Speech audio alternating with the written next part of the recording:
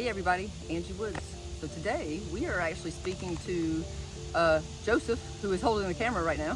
His dog Annie was attacked by the neighbor's dog, and they're just minding their own business. Neighbor lets dog out of house and not paying attention, and little teeny tiny Annie was attacked by this big dog and really almost killed her. She spent days in the hospital. I'm sure you're going to hear the story. This is really preventable, and at the end of this video I want you to watch the next video about how to stop a charging dog part 2, okay? Because I think this makes more sense, and it's a way for you to stop dogs. And you know, we can't control our neighbors all the time, and sometimes a dog just gets out of the house.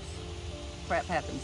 But I believe that if you're going to protect you and your dog, you have to do it all the time. You can't just have your Taser Wand or whatever you're going to use with you part of the time. It doesn't work like that. If you're going to do it, and that way stay safe. Remember, protect those little guys. But let's have a listen to the story. Hi, my name is Joseph Lavender, and this is my wife Anna, and we're here today to talk to you about, well, tell a story really, about what happened to one of our little dogs here, Annie. Not too long ago, we were very worried that we would not have Annie anymore because she was attacked by our neighbor's dog. And this particular night, it was pretty late. We had gotten home kind of late, so we were trying to take all the dogs out at the same time. I had all 3 of them on leashes.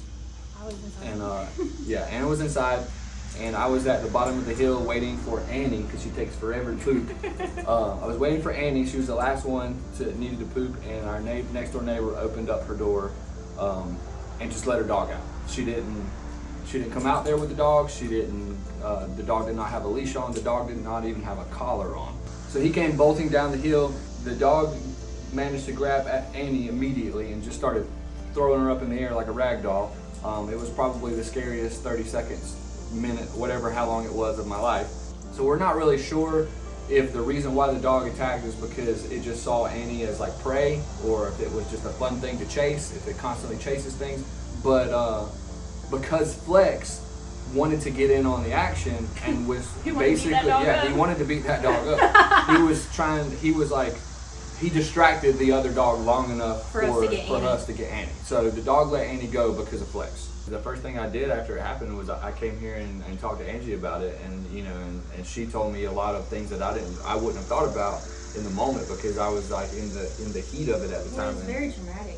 Since I started working here, and of course since I helped film How to Stop a Charging Dog Part 2, and if you haven't watched How to Stop a Charging Dog Part 1 and 2, I highly recommend that you do so because you can learn a lot of stuff about how to help yourself in these situations. But several things that I have learned since that, which I wish that I had known when this happened, was that one, like you just said, I would not be walking all 3 of my dogs at the same time. I would be by myself. I would either have help or I would have taken them one at a time so that if the dog charged at me, I could immediately pick my little dog up off the ground. If I were in a place where I was able to, and this is one thing that Angie has said this before, is that I would have jumped on the back of a car or any kind of high surface to get away from the dog. Because at the end of the day, really what you need to do is just get out of harm's way as quickly as you can, if you can. Having one of those taser wands or like a Zap Cane to just keep with you. Not that you need to use it or that you want to have to use it, but just having the peace of mind that if something did happen, you would have that, and to kind of stop the charge or stop the attack before it gets any worse than what it potentially can be.